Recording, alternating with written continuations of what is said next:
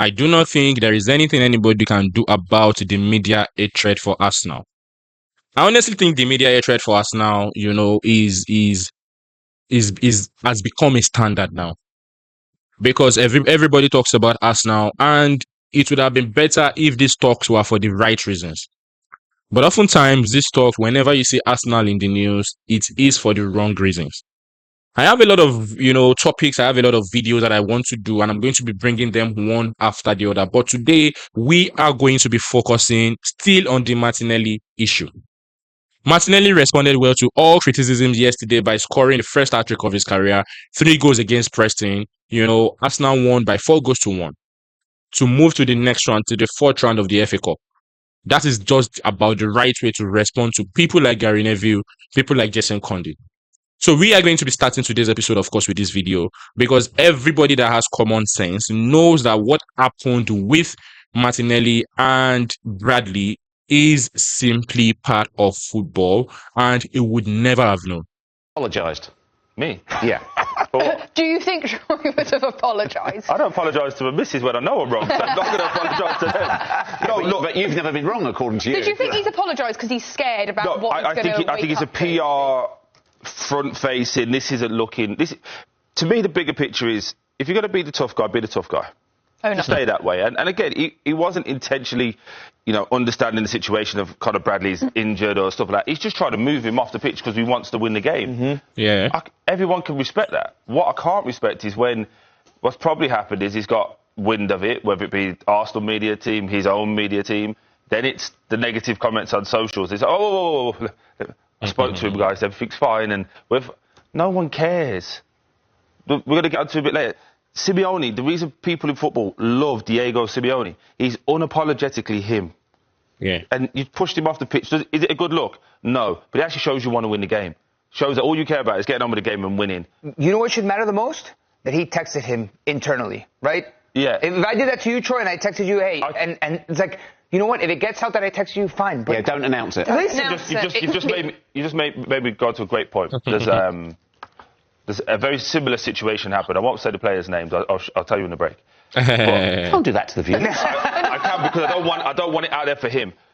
We played a game. One of our players got a really bad injury, and it wasn't a bad tackle. It was just coming together, and it was one of those things. That player couldn't get through to the other player, so messages me and says, "Can you connect us? But if he's gone to the hospital, which he ended up doing, can you just forward this message on, please?" Done. Up until now, that was 5 years ago. You've never heard about it. Because that's just what happens. People message behind the scenes. What's his initials? You definitely get it. But the problem is now everything has to be like, tell everybody how great it is. Because these players now, they love it when you tell them they're great. Love it. Milk it to death. When you put a little bit of negativity on, it's like, whoa, how do I get out of this? I don't like that. Just tell me I'm great. And Martinelli, he's doing okay for Arsenal. Okay. You wanted to win the game, and you didn't. And unfortunately, it looks bad. So what? It's the game. it's 100%. It's the game. It's the game coming together. See, football is a contact sport, right? Football is a contact sport. And the reality of the situation is the reverse could have been the case. We have seen situations.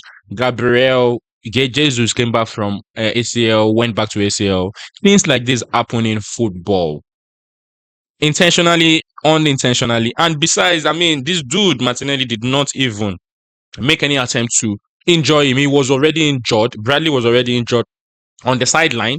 Martinelli did not know he was injured. Martinelli simply thought of the fact that he was trying to waste time in a match that Arsenal was trying to win.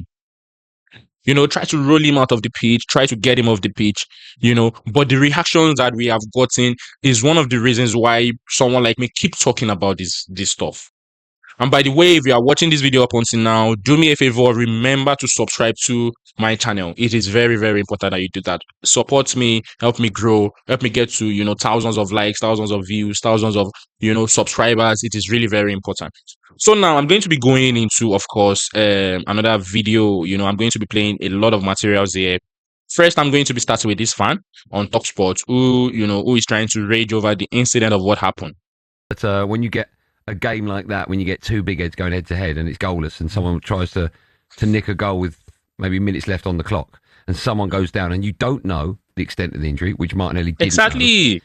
And if you look at it, and by the way, I'm not defending Martinelli, and I'm not having a pop at Conor Bradley here, but Conor Bradley, when he goes down, and we don't know how bad it is, does look, well, I can see him moving further on the pitch. Yeah, moves back onto the pitch. And that is what I think annoyed Martinelli. So he dropped the ball on his waistline, on his shorts, and then he gave him to be honest, you see what Andy is saying here. I did not even notice it myself.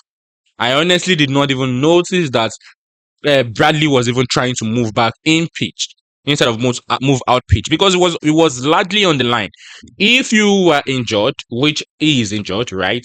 He was reasonably supposed to be moving outside, but then he was trying to move inside for, still on the floor. Martinelli simply thought of the fact that it was a gimmick. This happens in football. I've done videos where I talked about it. I said in that match, Arsenal, Liverpool, we have seen Frimpong, also trying to do this, trying to take advantage of whatever is happening on the pitch, get a free kick, get whatever. The first leg, they won Arsenal by free kick.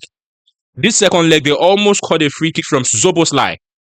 From doing almost the same thing, falling down and trying to, of course, get the referee to blow the whistle. Little knee in the back and then tried to pull him off, right? Now, if Martinelli knew the extent, which of course he didn't, of the injury, that's horrific. Looking back now, and that let's hope that he hasn't got an ACL, but it looked a horrific injury afterwards, right? But at the time, he did not know the extent of it.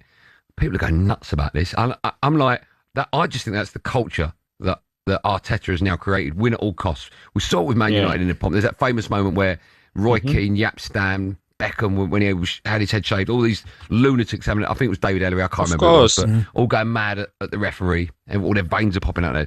That's, I'm guessing, the culture that your manager is trying to and that culture is win at all costs. Get on with the game, get a goal. It's just football. I mean, listen, first and foremost, we hope Conor Bradley. Of course we do.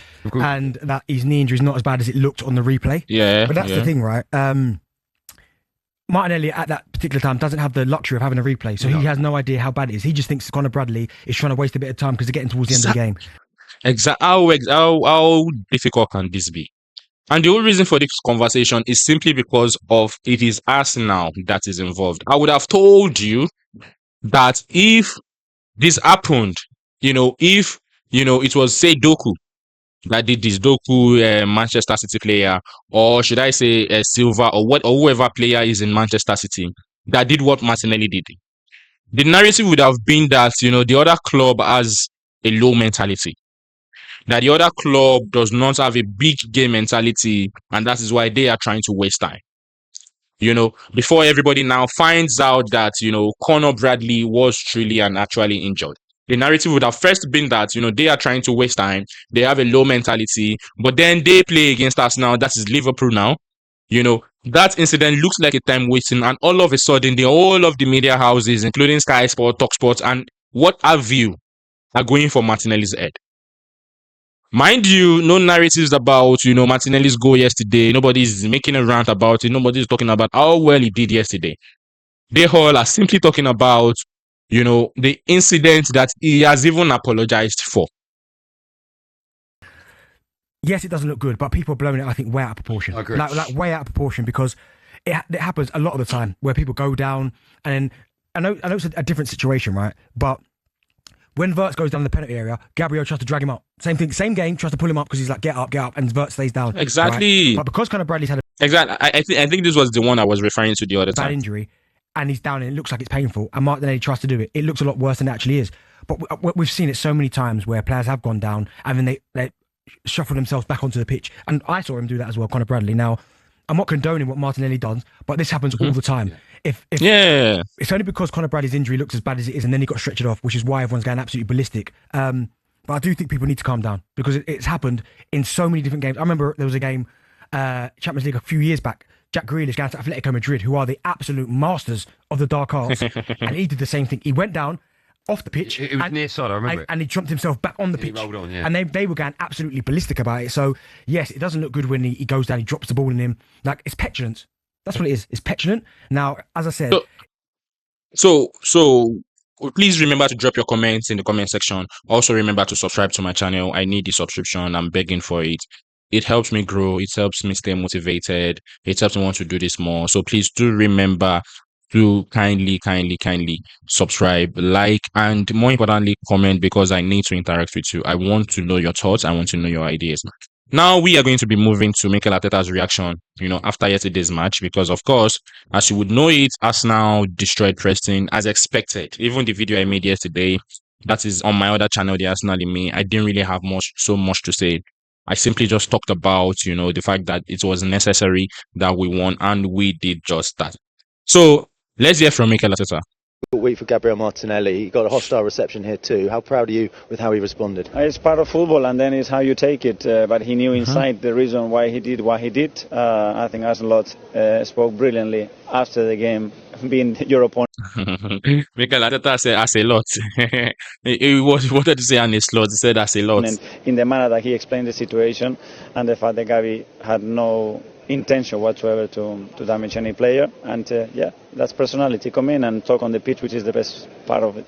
It must be sometimes difficult though, Mikel, isn't it? When you're in the centre of something, you're at the centre of a storm to the next game. Your mentality's got to be absolutely right, and he did that to them. But Gabby has that, and that's why to play for a big club you need a big personality, because it can be that, it can be an action that you miss, it can be something that costs you a game, and 3 days later there is a game. So you need to lift yourself up. And so I wanted to title this video "Real Recognize Real" first, right? Because I love what Mikel Arteta said here, especially for the fact that he talked about Arne Slot, right? So Arne Slot basically said what happened to Mikel Arteta what happened to Martinelli is a standard practice in football.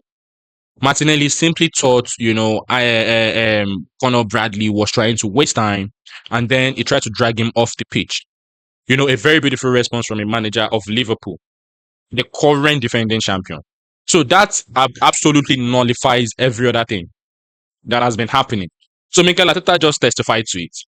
And now, so we are going to be moving on to, another video, a TalkSport Caller called in, and he has a lot to say. So let us hear that, and then we can wrap up the whole video. He could have done what he's done, but he's done the right thing. He's apologised. He hasn't done him off the ball. He hasn't bitten him like Luis Suarez. Remember that one, Liverpool fans, before he started naming people? But there's an outcry. You've got Gary Neville saying he should have whacked him. Gary, where was your energy at Highbury when you're... Is disgraceful what Gary Neville has actually said. Is absolutely... You see, Gary Neville, I honestly think should stop on the tree. He's trying to be controversial. At the same time, he's inciting violence. I think he finds his niche in trying to be controversial, but at the same time, he incites violence, right? Gary Neville is silent on Manchester United issues, but is loud on Arsenal's issues. Gary Neville advised that, Martinelli should have been wiped by the on-field players of Liverpool. Can you imagine that? So guys, drop your reaction. I really want to hear from you. What exactly or how exactly do you think, or who exactly do you think Gary Neville is in today's football for him to have, these things and there are no, blowbacks? Because currently he still has employment with Sky Sports. He has a show on Sky Sports called The Overlap, right? I think he's still done it there or something like that. And many of these incidents. Hiding behind Roy Keane from Vieira. You've got Gabby Agbonlahor tweeting he's a scumbag. A scumbag. Are you sure, Gabby? I know there's not a lot in that head, but have a little think, yeah? And as for Jason Cundy inciting Liverpool fans, Jason, can you imagine? You're 60 years old and you're inciting people to walk and clap people when they whack him and stuff like that. You see, can you imagine? This is disgraceful. This honestly is disgraceful, guys. This honestly, see, you don't have to support us now, right? But this is common sense. What Martinelli did is not out of the blues. Martinelli did not invent a new thing yesterday. On that day. Martinelli did not all of a sudden invent a new thing. This has been a practice for as long as I can remember. Have a think about what you're doing. Gabby Martinelli, he didn't kick him, he didn't bite him, he didn't elbow him, he didn't two-foot him, he didn't scissor him. He misread the situation completely. Shouldn't have done it. But he's apologised. He didn't hurt him. Everyone calm down. If Conor Bradley can accept his apology, everyone else can. Of course. I love that. Of course, if Conor Bradley can accept his apology, everyone else can. So guys, these are my reactions for today. These are the things I'm going to be talking about. If you want to see the media abuses that, Jason Cundy, Gary Neville, and a host of other guys have directed towards towards Martinelli, please check the video that is going to be showing next. In that video, you can enjoy it, you can watch it, but please remember to subscribe to my channel, and I'm going to be seeing you in the next one, guys. Thank you so much.